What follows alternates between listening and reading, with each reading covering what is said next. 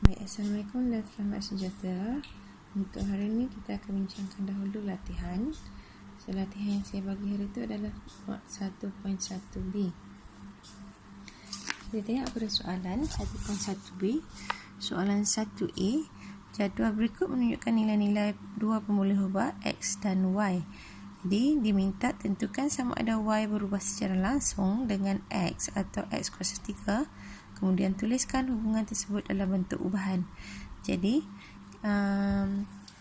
di sini kita ubahkan daripada jadual yang dibagi, kita ubah kepada dalam bentuk ini. Lebih mudah untuk awak kira.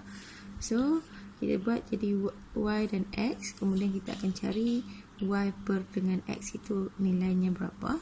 Dan juga dia juga minta kita cari Y X kuasa 3. Jadi sama juga kita cari untuk kita buat dalam bentuk jadual dan kita akan cari Y per dengan X kuasa 3. Jadi seperti yang kita tahu, untuk cari sebuah permalar kita akan ambil Y sama dengan X, Y per dengan X.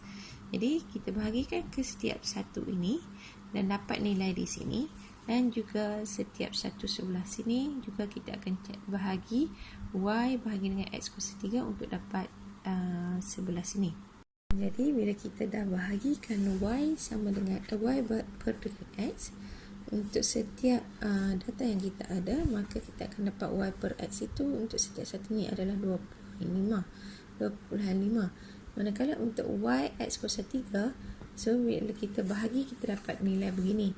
Jadi kalau kita tengok untuk nilai yang dia bagi, so ini adalah Y dengan X adalah berubah secara langsung. Okay, jadi kita akan tulis Y berubah secara langsung dengan X. Maka bila kita dah tulis begini, kita akan tulis semula dalam bentuk persamaan. So kita akan tulis Y sama dengan KX, yang mana K itu adalah yang inilah kita cari ni. Jadi Y sama dengan 2.5X. Yang ini tak adalah sebab bila Y bahagi dengan X kuasa 3, kita tak dapat satu nombor yang sama. Kita tak boleh jadikan dia sebagai ubahan langsung. Okay, begitu juga dengan B. Kalau kita buat Y dan X, maka kita buat satu tabel yang mana kita akan lebih mudah untuk buat begini. So kita senaraikan Y, kita senaraikan X, dan kita senaraikan juga punca kuasa X sebab soalan minta punca kuasa X. Maka kita bahagikan Y per dengan X, Y bahagi dengan X, kita akan dapat nilai-nilai ini. Manakala untuk Y per dengan X kuasa punca kuasa X, so Y per dengan punca kuasa X, maka bila kita bahagi kita akan dapat yang ni. So yang sekata adalah yang kita ada pemalar nombor pemalar untuk setiap satunya adalah yang ini.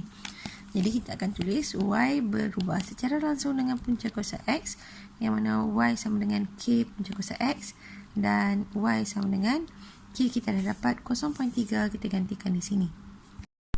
Okey, untuk soalan 2 pula, spring digantung dengan beban. Jadual di sebelah menunjukkan jisim beban XG dengan pemanjangan spring PCM dengan melukis graf P melawan X.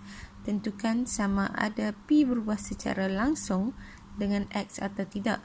So dia minta kita buat dalam bentuk graf. Jadi bila dalam bentuk graf, macam kita tahu jisim beban itu yang kita tentukan itu kita akan jadikan sebagai paksi X, manakala yang berubah secara eksperimen itu kita akan guna sebagai Y. Jadi kita akan buat satu graf. Okay. Jadi kita akan buat satu graf. Okay. Satu graf yang mana X dan Y, X itu adalah G pemberat itu, manakala P itu adalah panjang untuk spring tersebut. Dan kita plotkan yang dia bagi sini 5 berapa tadi. So semua kita tandakan di atas graf dan kita akan gariskan. Jadi daripada graf yang kita dapat, graf ini menunjukkan P melawan X menunjukkan satu garis lurus melalui asalan. Dia melalui ni, titik ni. Bila dia lalu di situ, maka dia berubah secara langsung dengan X. Okey, untuk soalan nombor 3, diberi P sama dengan 32 apabila Q sama dengan 4. Ungkapkan P dalam sebutan Q jika P berubah secara langsung dengan Q kuasa 3. Maka kita keluarkan P yang dibagi adalah 32, Q yang dibagi adalah 4. Maka yang dia minta untuk A adalah P berkaitan langsung dengan Q kuasa 3. Jadi kita tukarkan dalam bentuk persamaan. Jadi P sama dengan K Q kuasa 3. Kita gantikan nilai dahulu. Kita gantikan nilai P 32. So sini 32 sama dengan K. Q itu 4 kuasa 3. So kita carilah nilai K. Jadi bila kita cari 32 ini akan jadi 32 sama dengan K darab dengan 64. Bawa 64 ke sini. So akan jadi K 32 per dengan 64. Maka jawapannya adalah 0.5. So kita dah dapat dalam bentuk ini. Maka kita akan tulis dalam bentuk P sama dengan 0.5 Q kuasa 3. Begitu juga dengan 3B, P berubah secara langsung dengan punca kuasa 2Q. So kita akan tulis P berubah secara langsung dengan punca kuasa 2Q.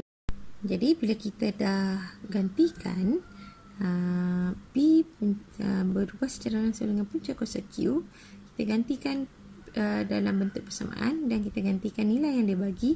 So P itu 32, Q itu ada punca kuasa Q itu adalah 4, so jadi punca kuasa 4.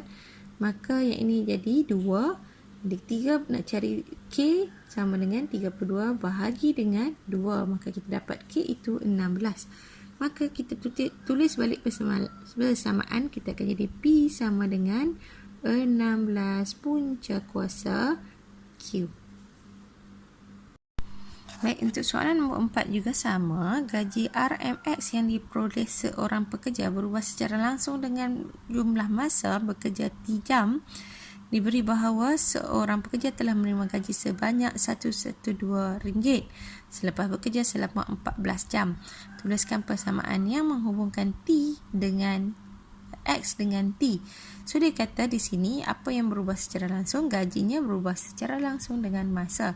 Jadi kita akan ambil X berubah secara langsung dengan masa. So X berubah secara langsung dengan masa. Kemudian kita gantikan nilai jadi dalam bentuk persamaan X K dengan T, yang mana X dia dah diberi bahawa gajinya itu adalah 112. Kita gantikan dengan 112 di sini. K kita nak cari dan T itu adalah 14 jam. Jadi nak cari K itu adalah 112 bahagi dengan 14. Okey, 112 bahagi 14 kita dapat 8 di sini. Jadi bila kita dah dapat 8, maka dia minta kita tulis persamaan. Jadi kita tulis semula persamaan X sama dengan 8T. Okey, untuk soalan nombor 5 pun sama. Diberi Y sama dengan 1.8 apabila X sama dengan 0.6. Hitung nilai Y apabila X sama dengan 5. Dia dah bagi nilai-nilainya, yang mana dia bagi Y berubah secara langsung dengan X dan satu lagi Y berubah secara langsung dengan X kuasa 2. Jadi kita gantikan dalam bentuk persamaan Y sama dengan KX.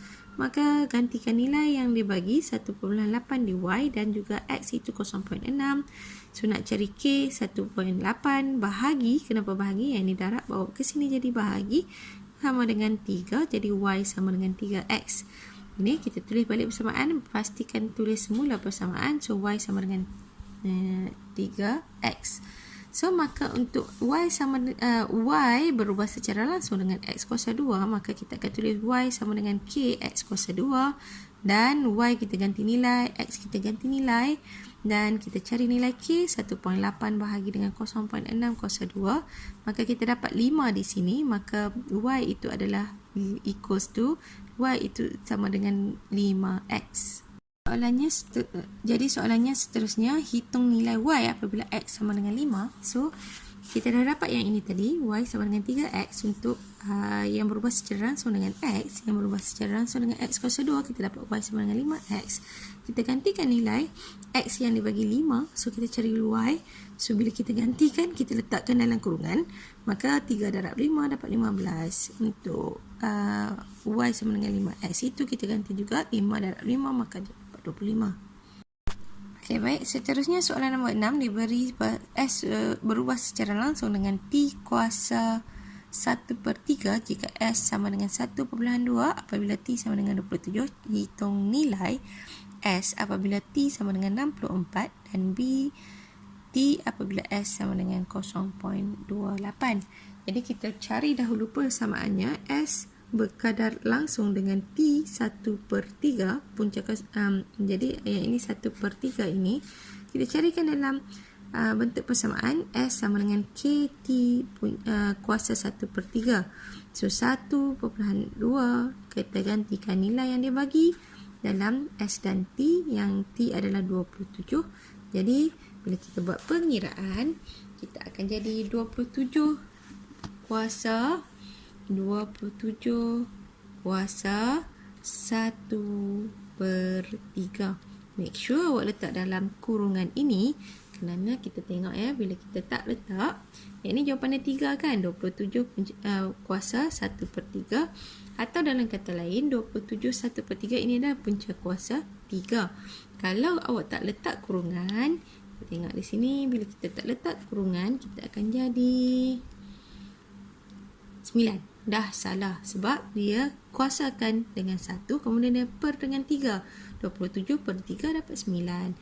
Jadi ingat bila kita ada soalan macam ni, so bila kita nak letakkan dalam kalkulator, pastikan kita letak kurungan. Okey.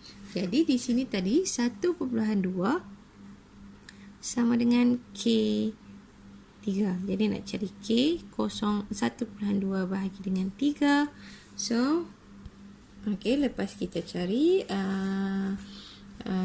tersebut, maka kita akan dapat K sama dengan 1/2 per dengan 3, iaitu 0.4. Maka kita akan tulis semula sebagai S sama dengan 0.4